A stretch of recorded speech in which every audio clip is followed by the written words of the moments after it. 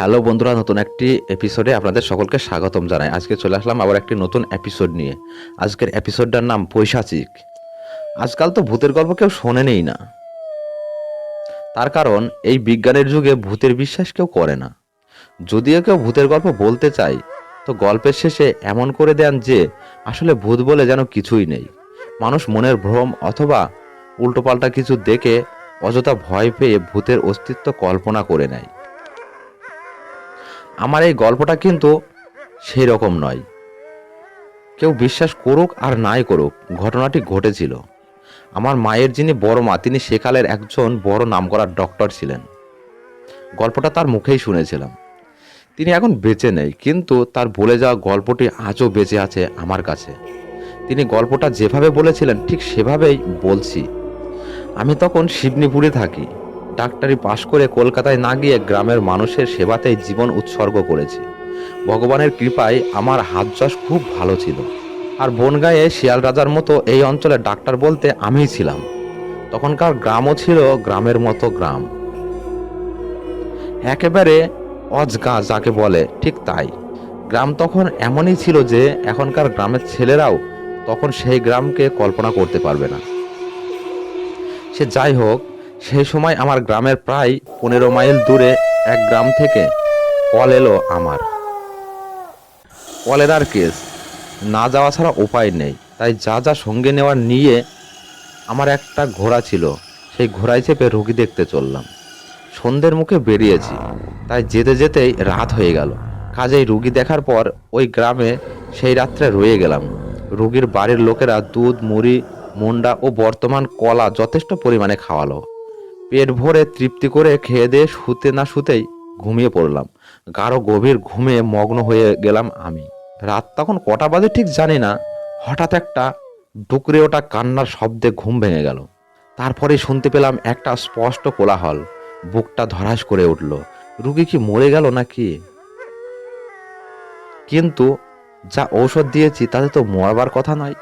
বিশেষ করে রোগীর শারীরিক অবস্থা খুবই ভালো ছিল।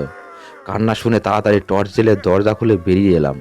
ঘর থেকে বেরিয়ে দেখি একটা অল্প বয়সী বউ উঠোনে শুয়ে আছাড় কাছাড় করে কাঁদছে আর চেঁচাচ্ছে।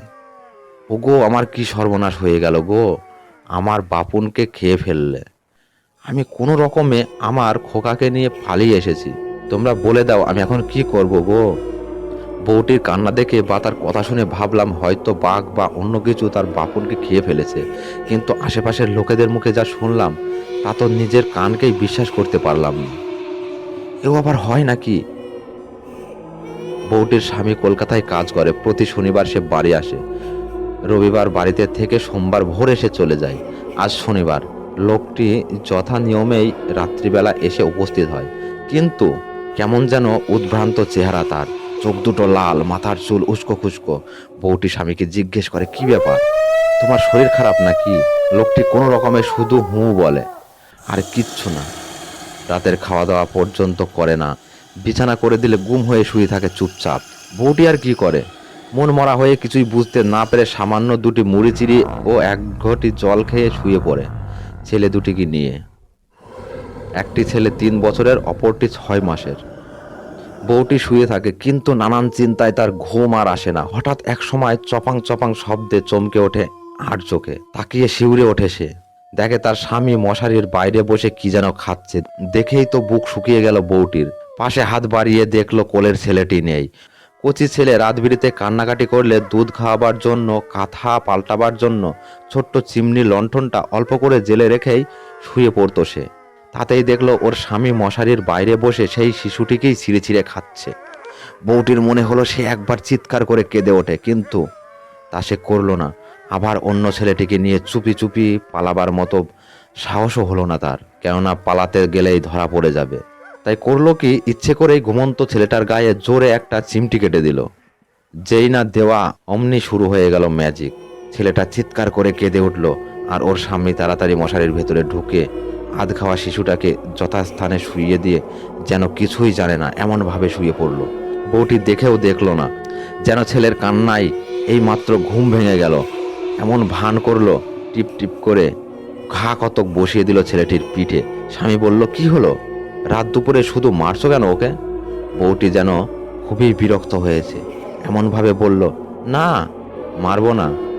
পাপ কোথাকার! প্রত্যেক দিনই রাত হলেই ওনাকে মাঠে বসাতে নিয়ে যেতে হবে।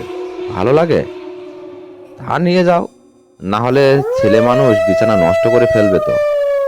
বউটি এই সুযোগের এই অপেক্ষা করছিল।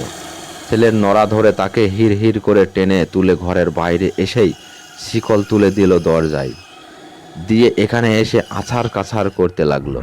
সব শুনে তো আমার মাথাটা খারাপ হয়ে যাওয়ার জোগাড়। আমি বেশ বুঝতে পারলাম বউটির স্বামী হঠাৎ উন্মাদ হয়ে গিয়ে এই কীর্তি করে ফেলেছে। তাই গ্রামের অন্যান্য লোকজন নিয়ে ঘটনাস্থলে গেলাম। গিয়ে দেখলাম গোটা বাড়িটাকে ঘিরে রেখেছে গ্রামের লোকেরা এবং অগ্নিসংযোগ করেছে।